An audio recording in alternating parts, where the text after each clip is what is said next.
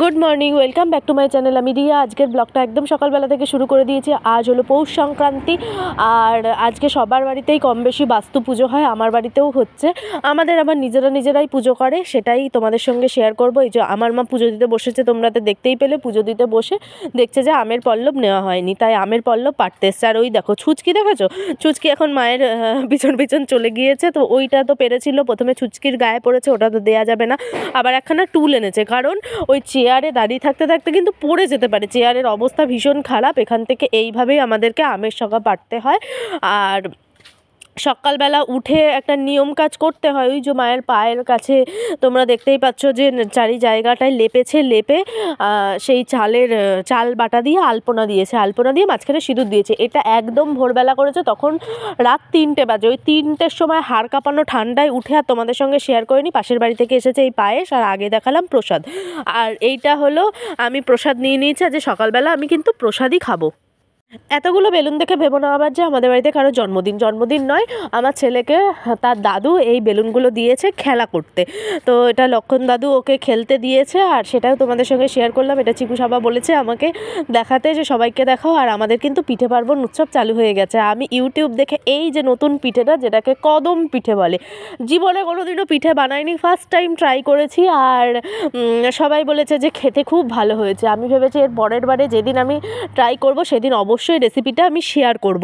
একদমই করিনি। প্রথমে ভাবছিলাম যে পুরো তো ঘেটে ফেলবই, একদম পিঠে তো আর হবে না, কারণ আমার মাও খুব একটা ভালো পিঠে করতে পারে না।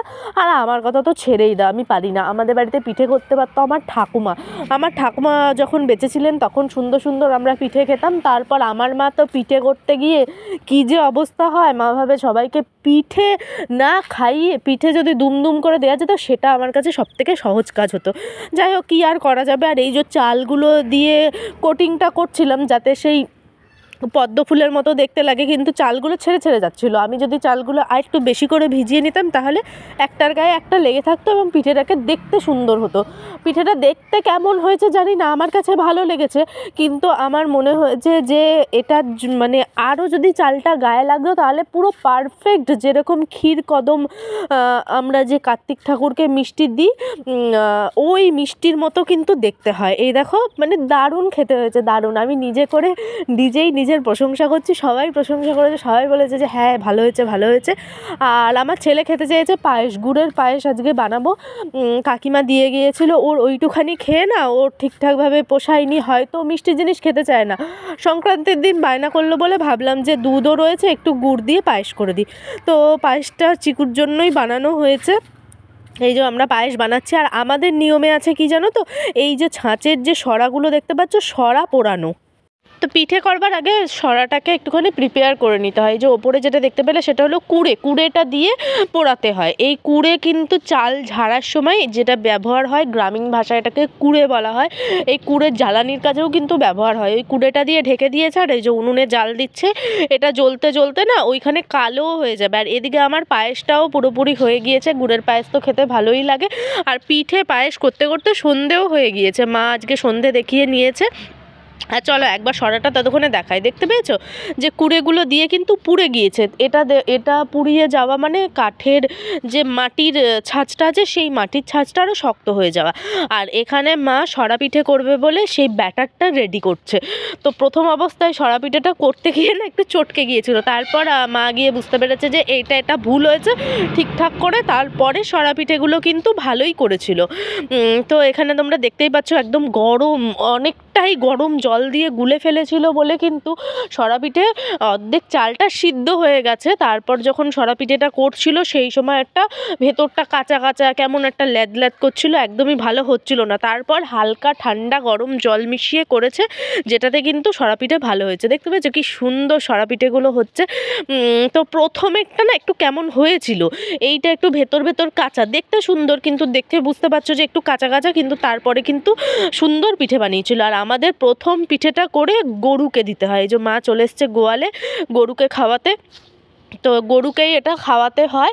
গরুকে খাওয়ানোর পর তারপর ভগবানকে দেয়, ভগবানকে দিয়ে তারপর হলো নিজেরা খায়। আর গরু তো ভাবছে বাবা এত প্লেটে সাজিয়ে দিয়েছে, অন্য দিন তো আমাকে ওই চারির মধ্যে ঘাস দেয়, আজকে আবার কী কপাল খুলে গেছে, আমাকে পিঠে দিচ্ছে। যাই হোক, গরুকে তো তোমরা দেখতে পেলে প্রথম খোলাতে যে কটা হয়েছিল সে কটা গরুকে দেওয়া হয়ে গেছে। মানে এইবারে তৈরি হচ্ছে যেটা, সেটা হলো ভগবানকে দেওয়া হবে। এই যে ঠাকুরকে আমি একদম দিয়ে নিয়েছি, ওই বাটিতে গুড় দিয়েছি আর হলো এখানে সরা পিঠে দিয়ে নিয়েছি। আর এখানে আরেকটুখানি ব্যাটার ঠিক মতো করে গুলেছে, যেটা দিয়ে আরও সরা পিঠে তৈরি করতে হবে, আর সেগুলোকে দুধে ফুদে ভেজাবে। এই সময় তো পিঠে খেতে সবাইকারই ভালো লাগে, আর আমার সরা পিঠে দুধে ভেজানো বা পুলি পিঠে দুধে ভেজানো কিন্তু খেতে ভীষণই ভালো লাগে, তাই না? কিছু কিছু সরা পিঠে আমি শুকনোই খেয়ে নিয়েছি, শুকনোটা গুড় দিয়ে খেতে কিন্তু ভালো লাগে। আমি গুড়টা নিয়ে নিয়ে আমি শুকনোই খাচ্ছিলাম, বেশ ভালো লাগছিলো। আর কিছুগুলো হলো দুধে ভিজিয়েছে, যেগুলো কালকে রোদ উঠবে আর এরকম পিঠে নিয়ে ছাদে বসে বসে খাবো, কিন্তু এ স্বপ্ন আমার পূরণ হবে না। কাল থেকে নাকি বৃষ্টি, কী আর করা যাবে বলো। তো পিঠে টিঠে খেয়ে আমাদের একদম জম শীত পড়ে গেছে, আর আমরা এখন মা ছেলে দুজনা ঘুমাবো। আমার ছেলে কিন্তু পায়েস খেয়েছে, আমি বেশ অবাক হয়ে যাচ্ছি, আমার ছেলে কোনো দিনও মিষ্টি জিনিস খেতে চায় না। আর ও যে কেন আমাকে হঠাৎ করে বললো যে মা পায়েস খাবো, আমাকে বলেনি, বলেছিল ওর দিদাকে, কিন্তু কথাটা আমি শুনতে পেরে ওকে আমি পায়েস বানিয়ে দিয়েছিলাম। কেমন হয়েছে পায়েস? ভালো। পিঠে কিন্তু একটাও খাইনি।